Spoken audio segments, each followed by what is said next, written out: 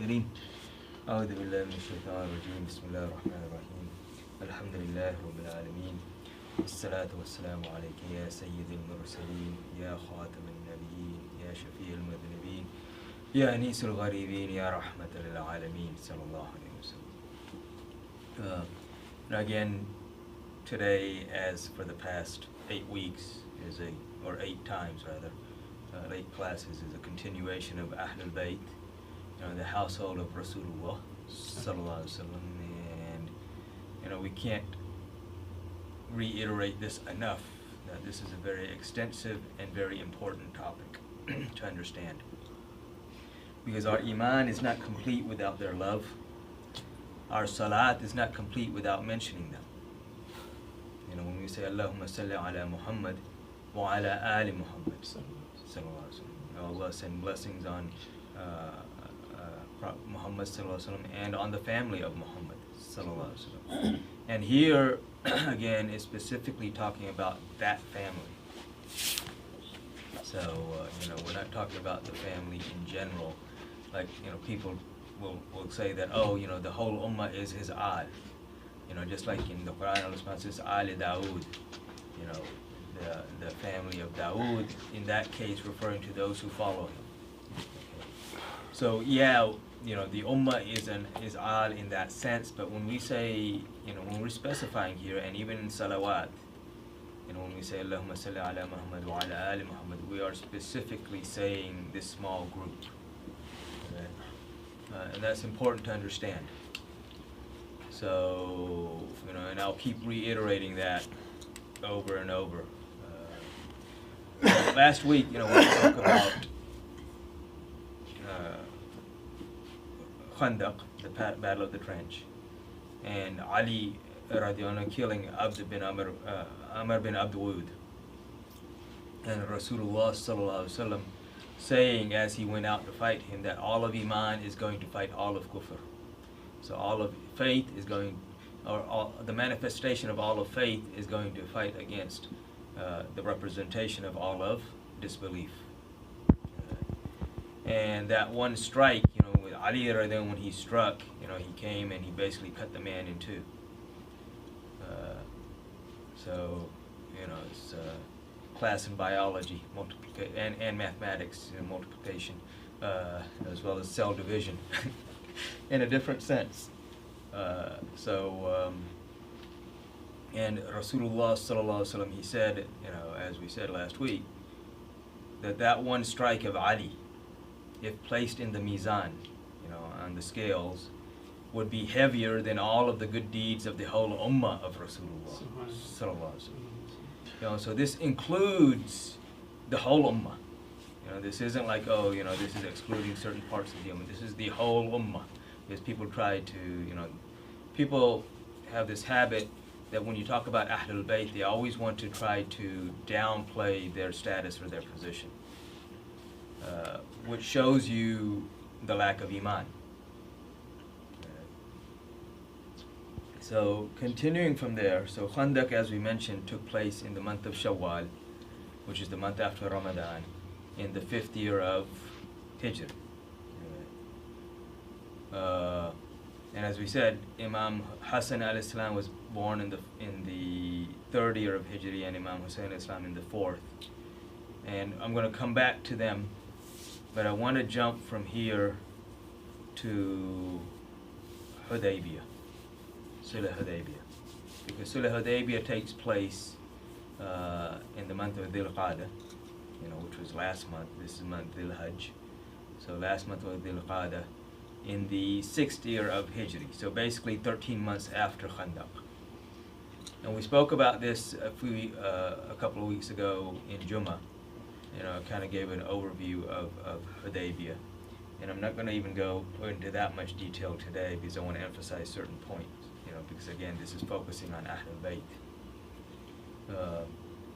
As we know, as far as the background of Hudaybiyah, Rasulullah sallallahu alaihi wasallam, he sees a dream in which he, along with his companions, are making tawaf. So all of the companions, when he tells them the dream, they all said, let's go right now. So he agrees to go. Doesn't agree that this is going to be the time that we're going to be making tawaf, but he agrees to go. that's an important distinction to understand. So they're anxious because what's going to happen from them going now is what's eventually going to lead to them making the tawaf. Even though that year, of course, we know when they went, they had to come back without making tawaf. However, after negotiations, you have this treaty that is being written down and signed. The treaty is being handwritten by Sayyidina Ali, Karamallahu wajh. So he's the one who's writing the treaty. And you had 1,400 companions who went with him. There were many people who didn't go. And this will be important to note when we talk about Khaybar in a little while. You have 1,400 people that went, companions, plus one hypocrite.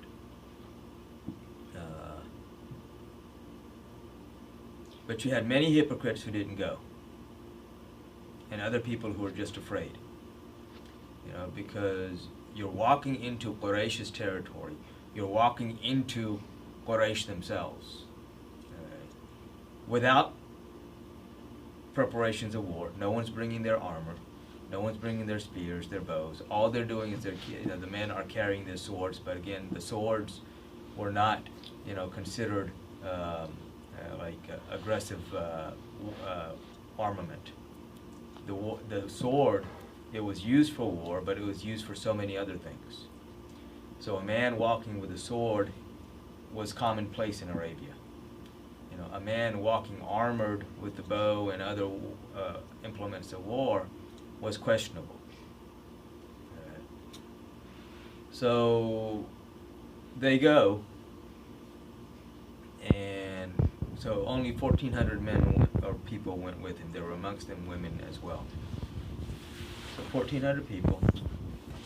And during the negotiations, as we know, Sayyidina Uthman, after going into Mecca to negotiate some terms with Quraysh, or negotiate trying to get into Mecca to make tawaf, he's detained. And the reason for his detention was that after he's been talking to the big leaders of Quraysh, and the reason Uthman was sent was that he was from Banu Umayyah. And the main leaders of Quraysh, Abu Sufyan, and all these other guys are from Banu Umayyah. So he's well connected as far as family ties are concerned. So there was this understanding that they weren't going to do anything to him. So of course when he goes, and then they detain him, because as he's leaving, they say, well, why don't you make tawaf? So he says, how can I make tawaf when you're not going to allow Rasulullah sallallahu alaihi wasallam to make tawaf? So that upset them. We let you in the city and you insult us like this. You're not even going to make tawaf. So they detained him, and the rumor is spread that he's been killed. And so when the rumor spreads, the companions come to Rasulullah sallallahu alaihi wasallam, saying, he's been killed, we want revenge. So Rasulullah sallallahu alaihi wasallam sits underneath the low tree.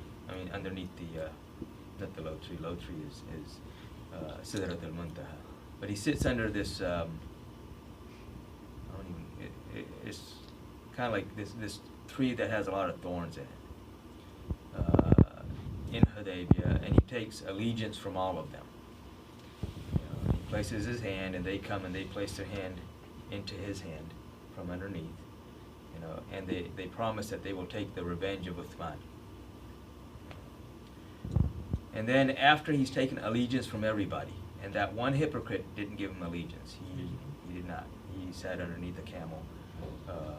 But they gave him allegiance once? This is one of the times they've given him allegiance. Yes. But this one is mentioned specifically in the Quran. Okay.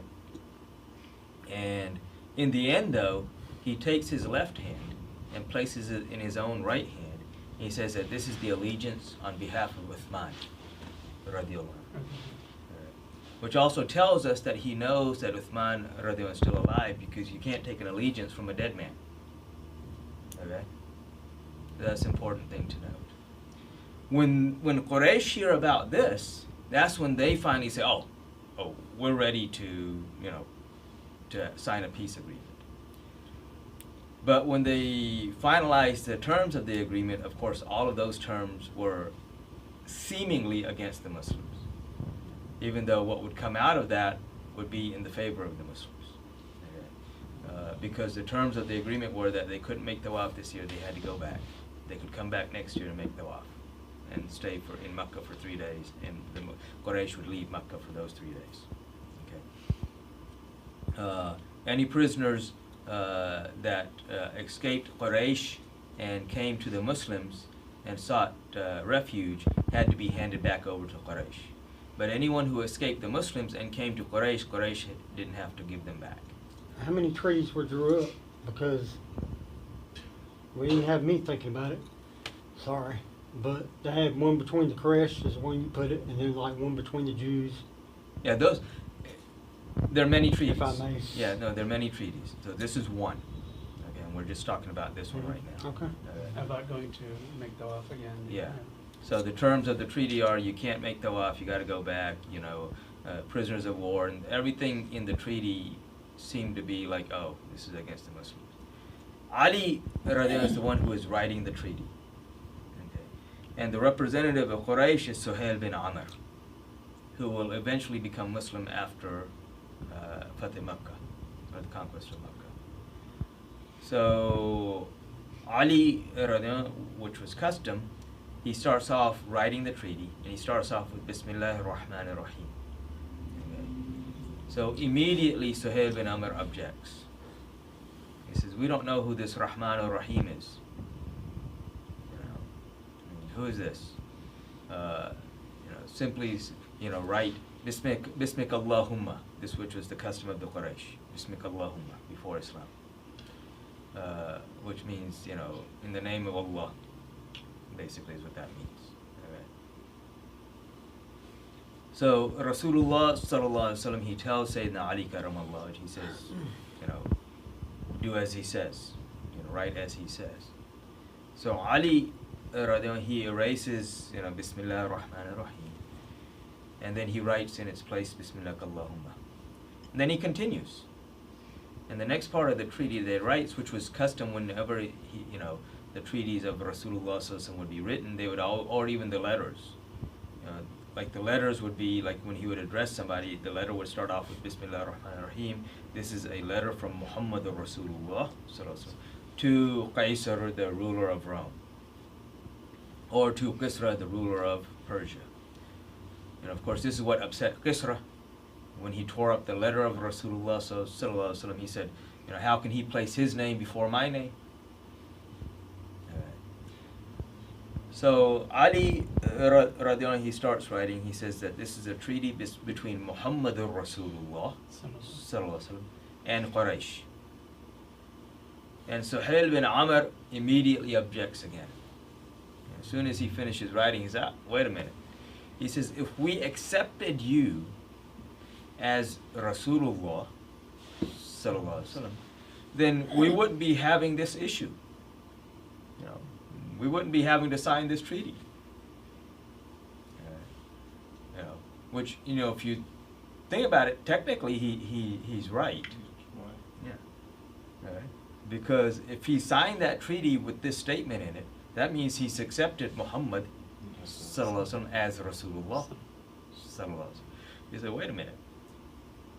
So Rasulullah sallallahu alaihi wasallam tells Ali, he says, again, do as he says. And Ali immediately says, I'm not doing this. I will not. Rasulullah told him, erase it and write what he says. And he says, I will not erase it.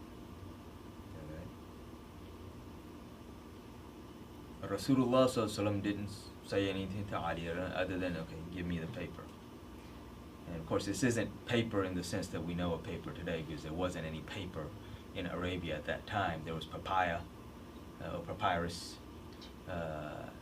and leather skins that they would write on.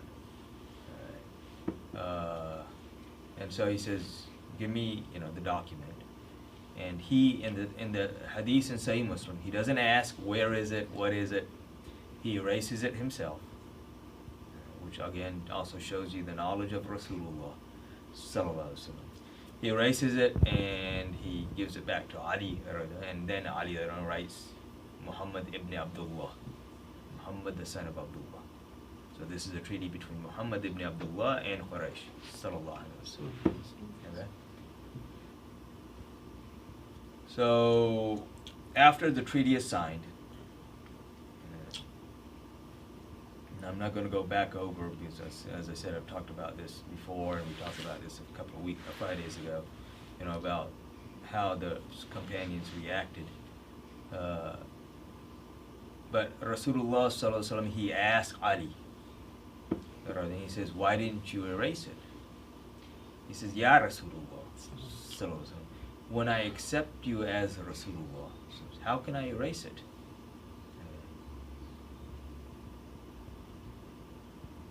Which is, if I simply take that statement, it's very accurate, but it doesn't tell us his complete understanding. And the reason it doesn't tell us that statement in itself, of course, Rasulullah sallallahu alaihi wasallam knows, but the reason it doesn't tell us his complete understanding is because he erased Ar-Rahman Ar-Rahim, and yet he accepts Ar-Rahman Ar-Rahim. Okay? So you follow what I'm saying here? So, here he said, I didn't erase it because how can I erase it when I accept you as Rasulullah sallallahu alaihi wasallam? But when Rasulullah sallallahu alaihi wasallam told him, erase Bismillah ar-Rahman ar-Rahim, he went ahead and erased it. Okay. And then he wrote Bismika Allahumma. What's the difference? Okay. That's a good question. So here's what the difference is. So the difference is that Ali radiallahu understands the field of love. We, unfortunately, these days, we don't. But he understands this because he's immersed in the love of Allah and His Messenger. Sallallahu Alaihi Wasallam. He understands that the lover is willing to forgo and forgive any crimes against himself, but he does not forgive any crimes against his beloved. Allah subhanahu wa ta'ala is the lover of Rasulullah sallallahu alaihi wasallam. Allah subhanahu wa ta'ala can forgive anything. But if somebody knowingly transgresses against Rasulullah, knowingly here meaning that he knows that he is the messenger of Allah and then he transgresses against him, Allah subhanahu wa ta'ala says in the Quran in Surah Adab, in Surah Hujurat, أَن تَحْبَتَ أَعْمَالُكُمْ وَأَنْتُمْ لَا تَشْعُرُونَ, I will wipe away your deeds and you won't even know it. Meaning the door of repentance has been closed on you. Whereas even for shirk, the door of repentance remains open until the last breath. Right? Alright. So Ali rather knows Rasulullah has given the order, erase Bismillah ar-Rahman ar-Rahim. Allah will forgive this. This is not an issue for Allah. But when it comes to the beloved, that becomes a totally different issue. So he says, I'm not touching this. Alright? Rasulullah himself can erase it, but I'm not touching this. Because otherwise I will acquire the wrath of Allah. So you see the difference? Yeah. Okay. That's a very important difference to understand. And this is also when love knows when to disobey. It's like, and a simple example here, your loved one's in a burning car that's about to blow up, and you're trying to pull them out, and they're telling you, leave me, get out of here, leave me. Are you going to leave them? No. You're trying to pull them out. Yeah, you're gonna stay there until the end, right? It's like the Sheikh was telling us one time, and this was something that he witnessed, and this was in Pakistan, and there's this, so this is like back in the 1940s or 50s, Yeah, 1950s. So this mother who used to work all day, you know, husband had died, she was raising her son. She would work all day, she would leave her son in a certain place and then, you know, and make sure that he was taken care of, and then in the afternoon come and then she would take him home. So one day, you know, she gets her son and she's walking by this river and there's this wall there. And she's just tossing him up, you know, just playing with him, and he's happy and you know, smiling as she's tossing him. And then, you know, he of course gets very excited, and when she tosses him, he starts shaking. And when he comes down, because he's shaking so much, he slips and falls into the water. The mother doesn't know how to swim. What does she do? She jumps into the water with him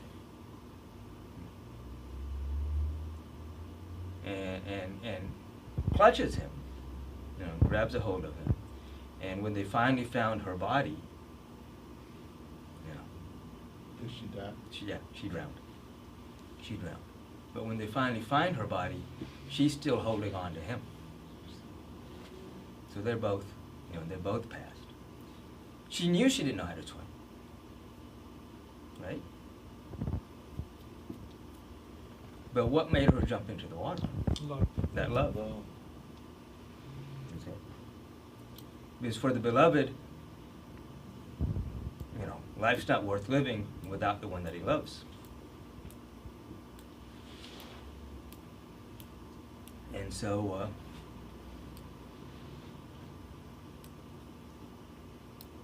so here, you know, so these are things that we need to understand when we think about the love. And the love of the companions for Rasulullah Sallallahu Alaihi Wasallam was even far beyond this. Because we are commanded to love him above everything else in creation, right? And here I say in creation, but there is no separation between the love of Allah and the love of Rasulullah Sallallahu Alaihi Wasallam. You cannot separate those two things. You cannot love Allah without loving Rasulullah Sallallahu Alaihi Wasallam, and you cannot love Rasulullah Sallallahu Alaihi Wasallam without loving Allah.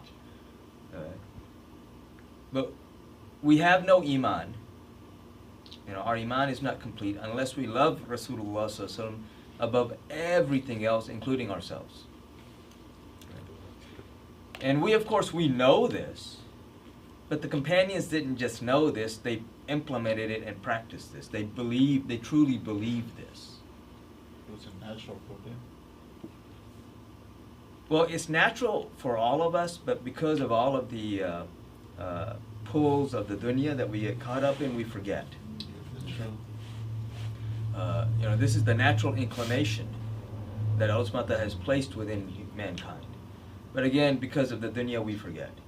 Okay? But, you know, for them, they forgot the dunya and remembered him. That's all they care about. And we forget him and remember the dunya. Yeah, that's true. So you know, so this is an important point from Hudaybiyah to understand here. You know, what Ali radiallahu anhu did is this isn't like a small thing here. It's a big thing to understand and to try to inculcate within us. And I'm going to and just remember this as we move forward now. When the companions and when Rasulullah Sallallahu Alaihi Wasallam along with the companions, when they eventually get back into Medina Munawwara. So again, this was Zil Hajj of the 5th year. I mean Zil Qada of the 5th year was Sulh Hudaybiyah. Next month is Zil Hajj, okay, which is the month we're in now. Of course, the month after this is Muharram. Okay. So once the agreement with Quraysh is signed, and the thing with the agreement was that it ceased hostilities between the two groups.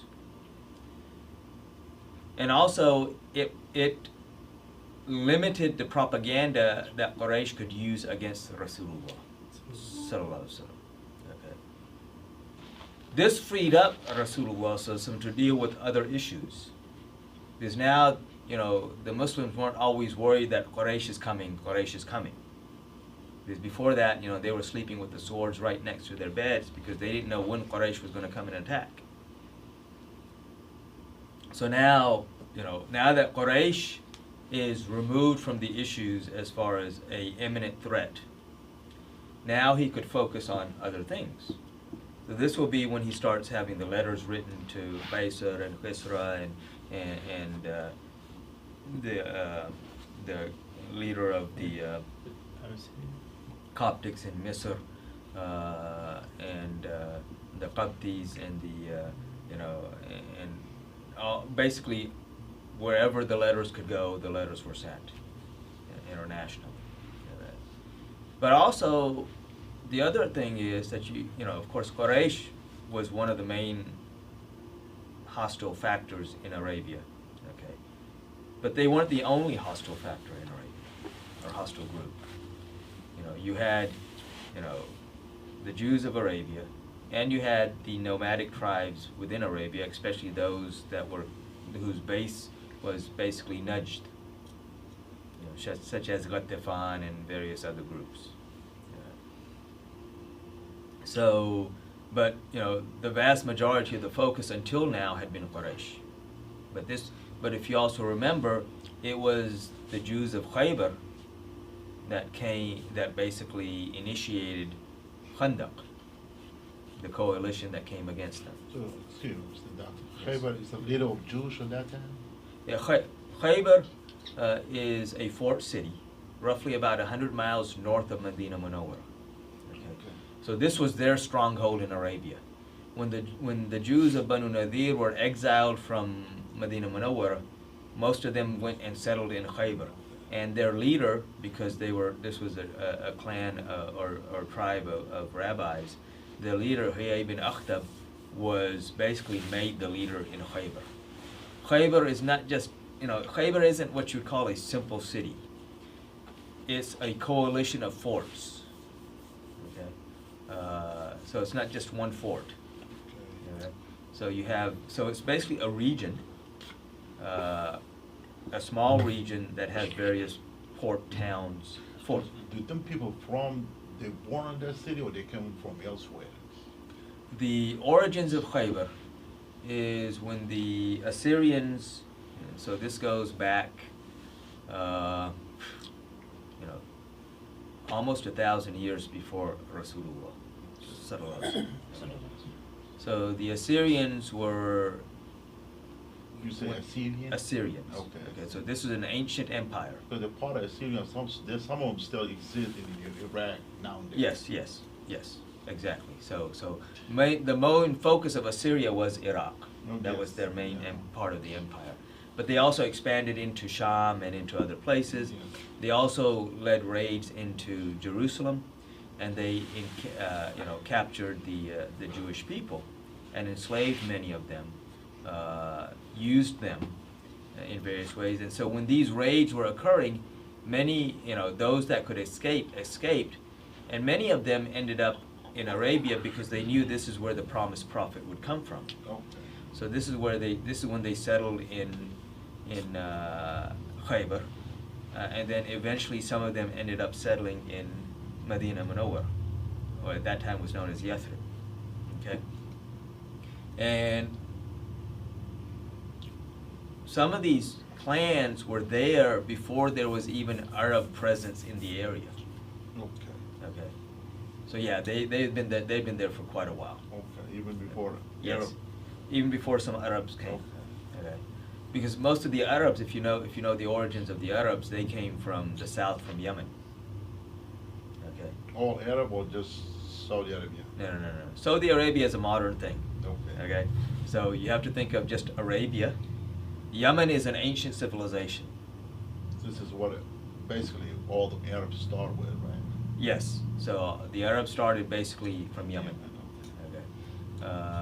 And like Jurham, they're the ones that came and settled in Mecca after Ibrahim al-Islam had left his wife and his daughter and his son, his wife and his son Ismail al-Islam there. So Jurham came, and then they asked her permission, and she gave them permission to settle there. And then Ismail al-Islam married amongst them, Okay. And that's how you get the lineage of Ismail alayhi salam, is through Jurham, who was originally a tribe of Yemen. Okay? So Khaybar is their stronghold. And this is where they've been instigating other Arab tribes to come and attack the Muslims. So Rasulullah sallallahu alaihi wasallam makes the decision to go and deal with them. You know, because again, these are the same people that are instigating all of this. So let's take them out of the picture.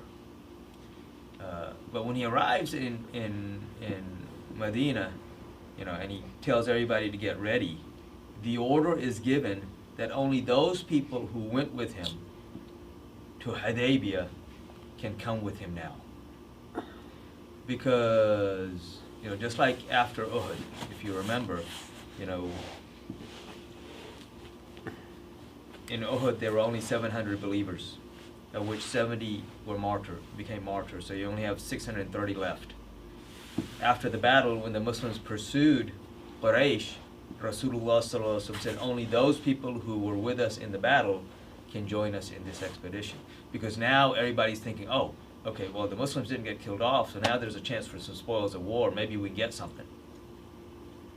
So he gives the order, only those who joined us in the time of fear and difficulty can join us now. So the same thing here. Only those who joined us in Hudaybiyah can join us now. Not that, oh, maybe I'm going to get something out of this. No one else can come. Which is very, very interesting, because you're going to fight against this massive fort city, well fortified, you know, who has at least 6 or 7 times the number of soldiers you have. Yeah. From the worldly standpoint, you're going to be thinking, oh, I want every man I can get. Yeah. That is not the thought process of Rasulullah sallallahu alaihi wasallam. You know, that is not the will of Allah. That is not the way the help of Allah comes.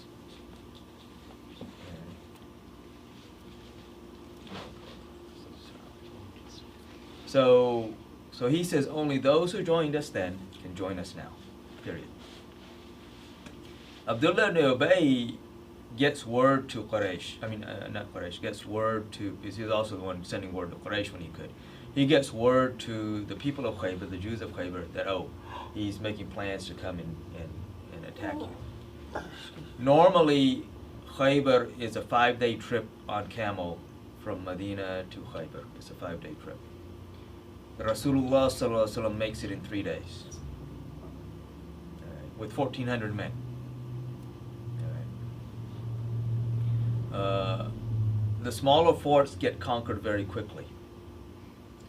And what happens though is that, you know, when they attack a fort, you know, of course, as soon as the Jews of Khaybar received the word that the Muslims were coming, they fortified the city, got ready, made their preparations for war. They were expecting him a couple of days later, and he came a couple of days early. But still, they were pretty much, you know, had made the preparations, got the women and the children inside, you know, got, you know, fortified their stocks, and you know, got everything ready. So the smaller forts fall relatively quickly. Okay. Now you had the main fort, which, you know, and what would happen though is, like, a small fort would fall, and the people that weren't captured would escape and go to another fort, and eventually they made their way to the big fort, the stronghold, the main stronghold. And after this would be captured, they would find within that fort catapults from China. The Muslims. Well, the Jews had been stocking that. Yeah. Catapults from China. So, but that's a side note. Okay. I thought catapults would be used, I mean, you can, but I guess that'd be like a mortar.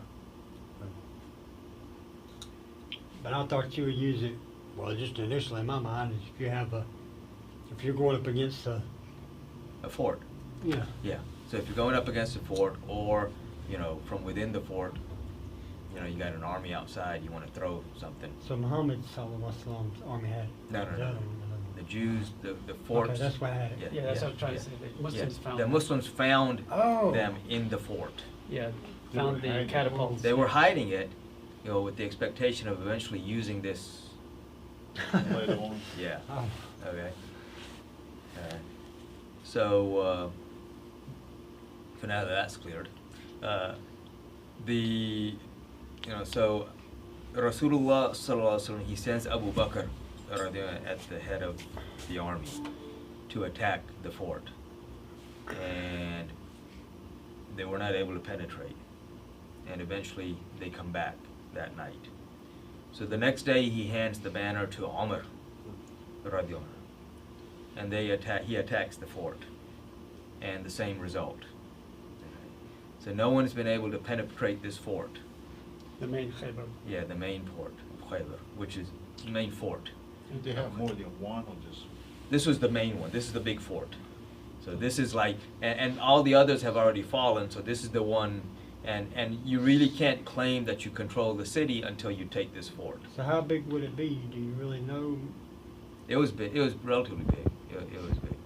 I don't remember the dimensions. They are written somewhere. You can look that up. I'll look it up later on and let you I know. mean, is there something you can compare it to?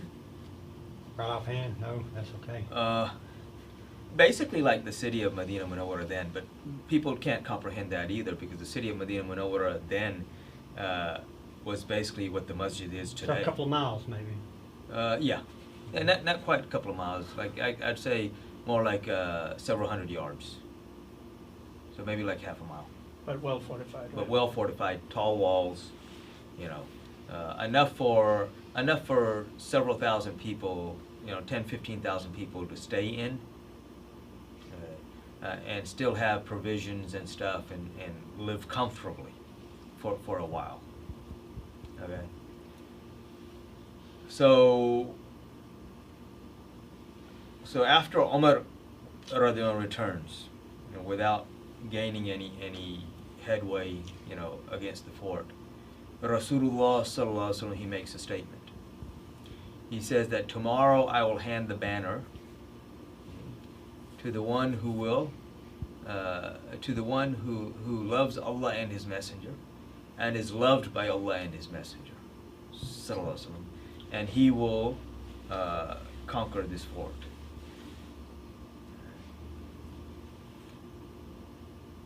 All of the companions, are now on edge, because they all want to be that one. And Umar rather himself, he says that I never wanted any position of anything. But I thought they would have to give it to somebody before they attacked. I'm just sorry. They attack one day, it's given to one person. Mhm. He doesn't make any gain. He attacks the next day, gives it to another person. He doesn't make any gains. Okay. Now Rasulullah sallallahu alaihi wasallam takes the banner and he says, tomorrow I will give it to the one. So tomorrow they're going to attack again. Third try, yeah. Okay. But to decide who's going to attack. Wait a minute. And listen. Yeah, you're jumping ahead of me. So he says, tomorrow I will give the banner to the one who loves Allah and His Messenger and is loved by Allah and His Messenger. Sallallahu alaihi wasallam. So if you look at this statement, everybody claims to love Allah and His Messenger, right? Here, Rasulullah sallallahu alaihi wasallam is certifying that whoever I'm going to give this to truly loves Allah and His Messenger. And it's just simply one thing, okay, yeah, someone loves Allah and His Messenger sallallahu alaihi wasallam sincerely. But that doesn't, guarantee that he's loved by Allah and His Messenger. Sallallahu alaihi wasallam. We hope. Now, you pray and you hope, but that doesn't guarantee that. Here, Rasulullah sallallahu alaihi wasallam is certifying and guaranteeing this both ways. Not only does this person love Allah and His Messenger, but he is also loved by Allah and His Messenger. Sallallahu alaihi wasallam. Okay? And this is why all of the companions said, we wanted to be that person. We wanted to be that person who he handed that banner to. Okay. So it means you have God's favor more than others. Oh yeah, yes, and he also guarantees that whoever he's going to give this banner to is going to conquer that fort. All right. So whoever is going to take this banner that fort is going to fall at his hands. All right. So the next morning, Rasulullah sallallahu alaihi wasallam calls for Ali, radiallahu, and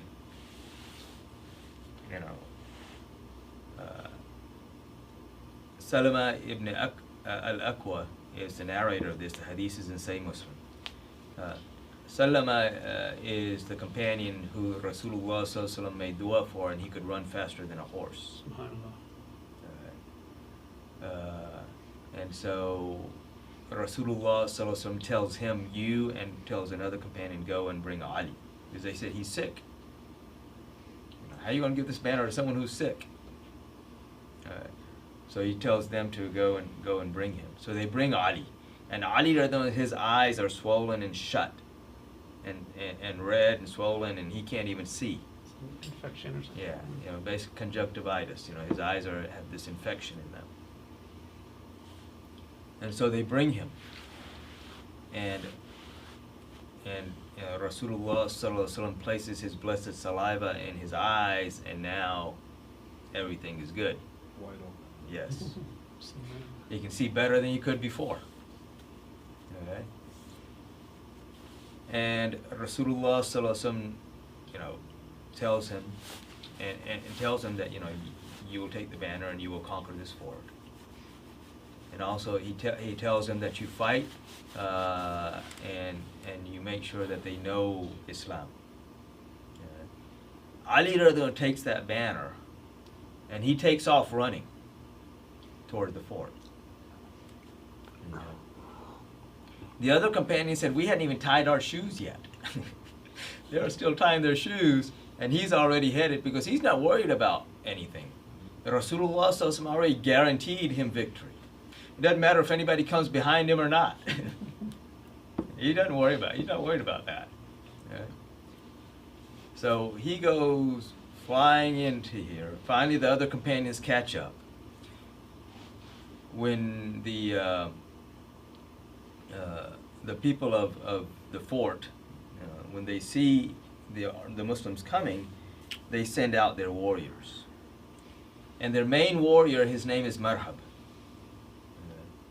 So Marhab, in modern day terms, would be what you call a juggernaut. This massive, powerful man.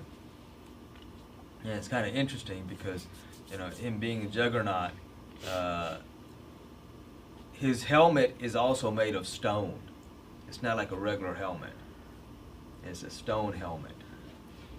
And he comes out from there and reciting this poetry of his. And he says that Khaybar knows well that I am Marhab, the well-armed and heroic warrior who comes out when against the wars of flame, or the flames of war.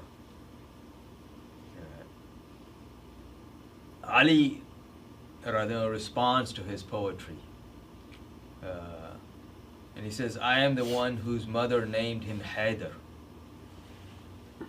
Haider, this is interesting. Ali was given to him by his father at the suggestion of Rasulullah sallallahu alaihi wasallam.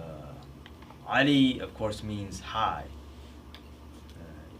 Ali is one of the names of Allah. So what Ali stand for? High? Yeah. But elevated, esteemed. That's exactly what I was thinking. Yes. Okay. Haider means lion. Okay. And Haider isn't just any lion.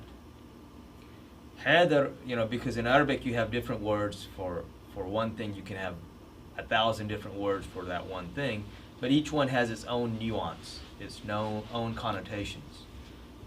Just like I said, there's also lion. That's what I was trying to say. That's it. I said there's also lion. But Haider is also lion, but Haider is that lion. It's the male lion who, runs Dominate. into the fight, doesn't run away from the fight. Dominate. Yeah. You know, like you have those wars between lions and hyenas. So this is that male lion who, when 100 hyenas comes, he just keeps going. All right. And Haider, you know, so Ali, he says, I am the one whose mother named me Haider.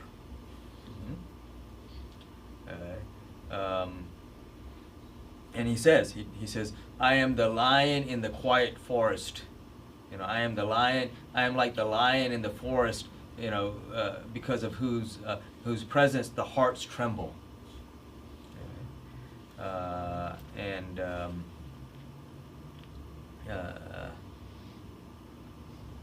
And I respond to my opponent's attack with something far greater. So this is what he says. So now Marhab, you know, and Ali are dueling. And actually right before this though, you know, the people in the fort are throwing stones. And we're not talking rocks, we're, you know, stones. Okay, they're throwing them. And Ali catches them on his shield. You know, they're coming down, so he catches one. And the shield, you know, basically his arm is injured. And the shield is lost.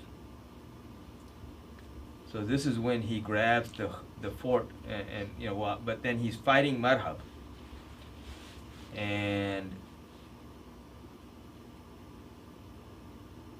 you got to picture this. You know, because of course we're in this quiet room talking. You know, I can hear you, you can hear me, right? This is war. And this isn't just any war, this is war back then, where you've got armor and metal clanging. So you got 1,400 Muslims against several thousand Jews. You know, swords hitting shields, swords hitting armor, swords hitting swords. You know, people screaming and yelling, all of this is going on. And Ali is engaged with Marhab.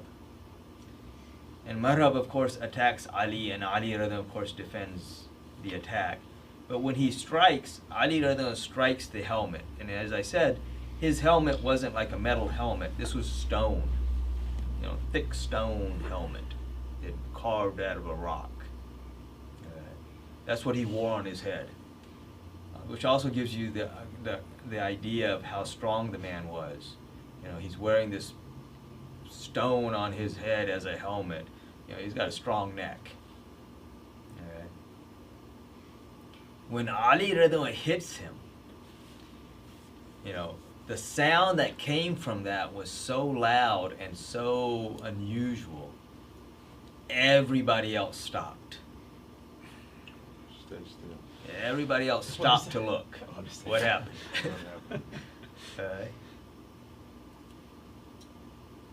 And when they look, all they see is Marhab on the ground. Which, of course, when your main dude is just been killed, that demoralizes the army. You know, this was the guy that was supposed to be invincible. This was the Titanic, which was followed by the submarine. You know, it's sad, but it's just, you know, shows people's level of arrogance. You know, the Titanic was you know, why did it sink? Because of arrogance. This submarine, why did it, you know, what happened with it? Because of arrogance. Yeah. And so this is, you know, this is their dude who's unsinkable. This is their Titanic. Who just fell. And that was it. And during the course of the battle, Ali, you know, because he needs a shield, he grabs the gate of Khaybar and rips it off his hinges and uses the gate as his shield. All those rocks and things. Yeah. So the gate is his shield as he finishes the battle. And after the battle, he takes the shield and he tosses it behind him like this. And it went like 80 feet. I can't even toss a regular hollow interior door, more than maybe 2 feet. And that's in front of me. He tosses it behind him like this, and it went 80 feet. And it took 70 companions to pick it up. That's how strong he was. This is the strength of his iman, manifested in his physical being. And he wasn't very huge. He was not. He was short, somewhat stout, but or short in relative terms, Right. rather, but somewhat stout. But just the strength of this iman again manifesting itself. Supernatural. Yes, because this is the gift of Allah to him, because of his connection to Rasulullah. Sallallahu Sallallahu alaihi wasallam. Because what he was believing too also. Yes, this is from here. It's like there's a story that one time, this man came to visit him much later on during his khilafah. It was Ali To visit Ali during his khilafah, and because he'd heard how strong he was, the conqueror of Khaybar. And he's sitting there when he comes. He's sitting there trying to open a walnut, having a hard time opening a walnut. Ali was having this hard time opening his walnut. And this man, he sees this, and he starts to leave. And Ali doesn't stop. He says, "Come on, what'd you come for?" I just came. He said, "No." He said, "What were you thinking?" You were thinking that, you've heard so many things about me, and I can't even open a walnut. He says, that was the strength of my iman. I'm not using my iman on opening the walnut.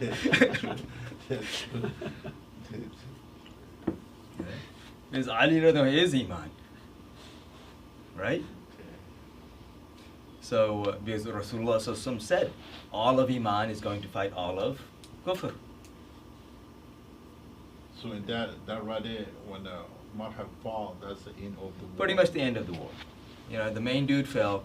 Now you just got to finish up some small issues, and so the fort fell. Now here, with the exception of Uhud, the flag bearer of Rasulullah sallallahu alaihi wasallam. Rasulullah sallallahu alaihi wasallam, he'd break up the army. He'd give a flag to the like the Muhajir, a flag to the Ansar, a flag to this, flag to that. But the flag bearer of Rasulullah sallallahu alaihi wasallam was Ali. In this world and in the next. That probably had to help save lives too. Oh yeah. Oh yes, definitely. I mean, because of that, so many other issues and battles were stopped, before they even began. Yeah. So even on the hereafter, the flag of the believers, the flag of Rasulullah sallallahu alaihi wasallam will be held by Sayyidina Ali karamallahu wajh, under which all of the believers will gather. So if someone has an issue with him, then they need to go find some other flag to gather underneath. Okay? I hope to see all of us there, inshallah. Inshallah. So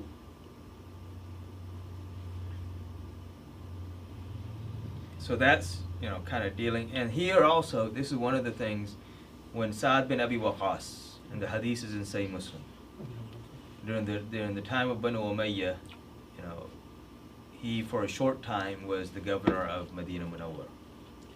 And he was, this was a time when, ridiculing or cursing or minimizing the status of Ali radiallahu anhu was part of the Jummah khutbah. So he was asked, because he would not do that. And he was asked, why don't you say something against Abu Turab? Abu Turab is the kunya of Ali. It is the nickname of Ali radiallahu, which literally means the father of dust. But this was the most beloved name to Ali, because it was given to him by Rasulullah sallallahu alaihi wasallam. And so I'll go into that, later on if I have time today. If not, then later. But he's asked, why don't you, say something against Abu Turab? And he says that because of three things that were said about him by a Rasul, that I heard Rasulullah sallallahu alaihi wasallam himself say about him, that if I were to be given one of those three, it would be, it would be more love to me than red camels. And that's an Arab expression, it would be more love to me than the world. And of those three things, one of them was this, when Rasulullah sallallahu alaihi wasallam said that tomorrow I will give the banner to the one who loves Allah and His Messenger, and is loved by Allah and His Messenger. So they said, if somebody, if I could have that. And this is a man, Sa'ad bin Abi Waqqas radiallahu anhu, is not just anybody. He is related to Rasulullah sallallahu alaihi wasallam on his mother's side. So he's actually a maternal uncle. So he's like, the cousin of his mother. So he's a maternal uncle. And also, he's one of the Ashara Mubashara, the 10 that were given the glad tidings. He is one of those who, on the day of Uhud, he's actually the one on the day of Uhud to whom Rasulullah sallallahu alaihi wasallam gave his own bow to.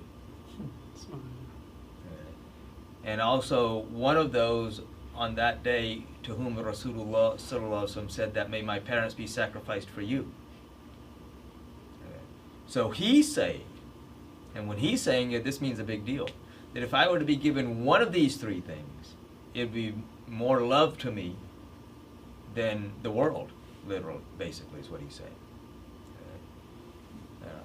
And so the first thing that he mentioned was Tabuk, and we'll talk about this later, but here Rasulullah sallallahu alaihi wasallam said when he left Ali radiallahu behind at Tabuk, and Ali radiallahu, he said, Ya Rasulullah sallallahu alaihi wasallam, you're leaving me behind with the women and children.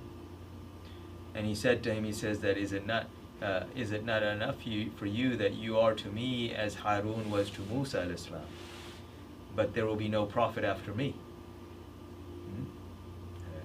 That was one. The second one was this, that loves Allah and His Messenger and is loved by Allah and His Messenger, sallallahu alaihi wasallam. And then the third one was that when the Christians of Najran, and we'll talk about that later, come and they debate with Rasulullah sallallahu alaihi wasallam, and they lose in the debate because they have no response to what he says, to his reasoning, and so then the agreement is mubayla. Mubayla means each side comes and they make dua that whoever is the liar, oh Allah, place your curse upon him or upon them. And so they initially agreed. Did he say, may Allah? Yeah, may Allah curse them. Let's curse be upon them. For when they're debating and they're not listening, right? No one listens. So this is afterwards. After the debate, yeah. So first you try to reason with them, and if they don't reason, or they don't accept the reason, even though they have no response for the reasoning, then okay, we'll make dua. If we are liars, oh Allah, Allah's curse be upon you. If you are liars, Allah's curse be upon you. Okay. So, but in the verse in Surah Al Imran, it says, قُلْ أَبْنَاءَنَا وَأَبْنَاءَكُمْ وَنِسَاءَنَا وَنِسَاءَكُمْ وَأَنفُسَنَا وَأَنفُسَكُمْ. That that we will bring our sons and you bring your sons, and we will bring our women and you bring your women, and we bring ourselves and you bring yourself. So, and then we'll make this supplication. It says that he put flowers out when he went out to meet them. One had he that I read. No, not related to this. There's another time. Yeah. So when Rasulullah sallallahu alaihi wasallam, when this verse comes, who does he call? He calls these four. He calls Ali. He calls his daughter Bibi Fatima, salamullah alayhi, and he calls Imam Hassan and Imam Hussein alayhi salam. So these four. Okay. And he has Imam Hussein alayhi salam in his arms, Imam Hassan alayhi salam holding his finger, Bibi Fatima salamullah alayha,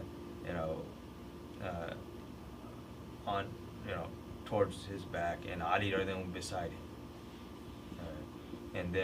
And he says, when he brings them, he says, and this is in the hadith, Rasulullah sallallahu alaihi wasallam, he says, Allahumma ha'ulahi ahli. That, oh Allah, these are my family. Okay. And if you really look at the grammar, it means, Ya Allah, only these are my family. Okay. So he took Hassan and Hussein alayhi salam as his sons. Because it says, bring your sons, and our sons and your sons. And he took Bibi Fatima salamullah alayha as the women. Even though she's singular, she herself is one, but she represents, she is, in that situation, she is a daughter to Rasulullah. So she is a wife to Imam Sayyidina Ali karamallah, and she is the mother of Imam Hassan and Imam Hussein alayhi salam. And he takes Ali radhiyallahu as himself. He says, bring yourselves. So Ali radhiyallahu as himself. And this is where we've talked about this before, and I will say this again, where Rasulullah sallallahu alaihi wasallam says about Sayyidina Ali karamallah, damaka dami wa lahmaka lahmi wa jismaka jismi. That your flesh is my flesh, your blood is my blood, your body is my body.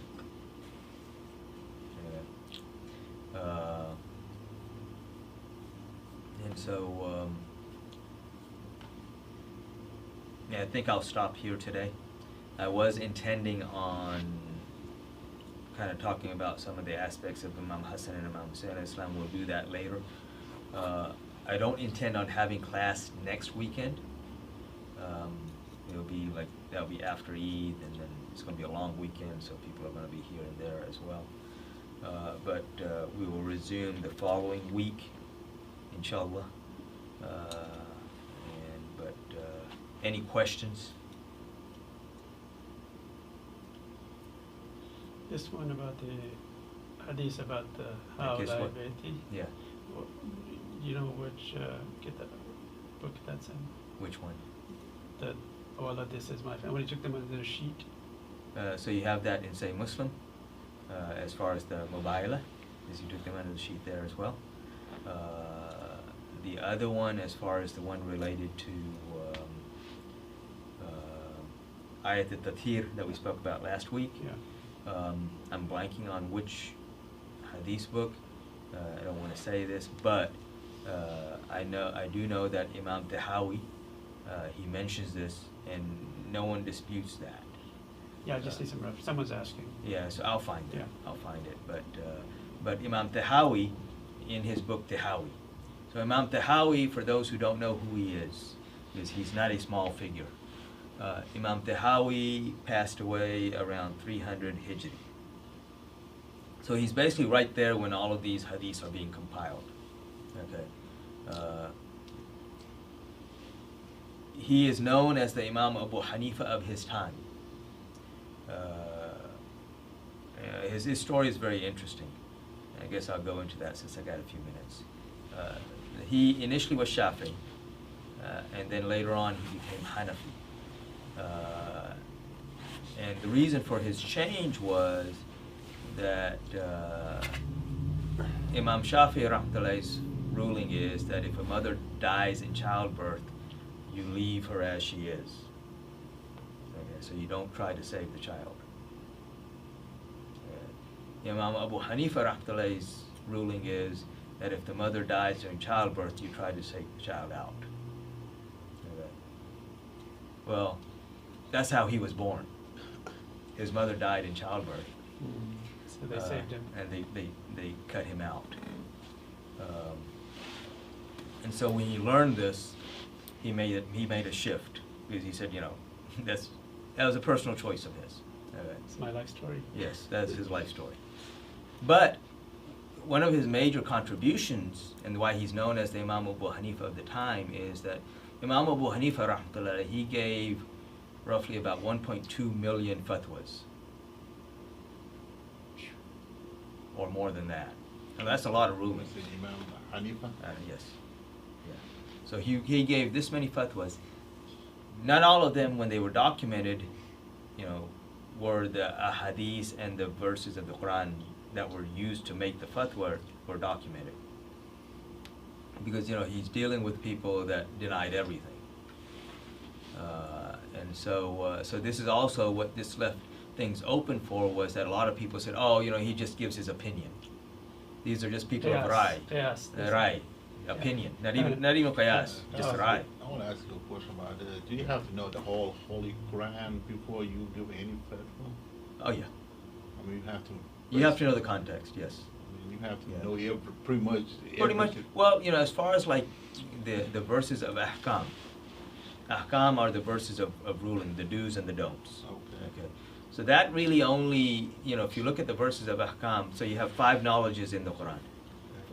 Each verse can be categorized into at least one of these 5 categories. Ilm al-Ahkam, which is the verses that deal with the do's and the don'ts. This is unfortunately what most of us, that's all we know about Islam. Okay. But this is not even 10% of the Quran. It's about 500 to 600 verses. Okay. Of the 6,666 verses, it's about 500-600 verses. That's it. The vast majority of the verses of the Quran deal with ilm al-maqasid wa rad, the knowledge of reasoning and refutation, to refute something. Okay, and then you have ilm al-tazkir bi-ayyamullah, which is the knowledge of the days of Allah. Ilm al-tazkir bi-alaillah, the knowledge of the favors of Allah. And then you have ilm al-qiyamah wal-akhirah, the knowledge of the last day and the hereafter. Okay.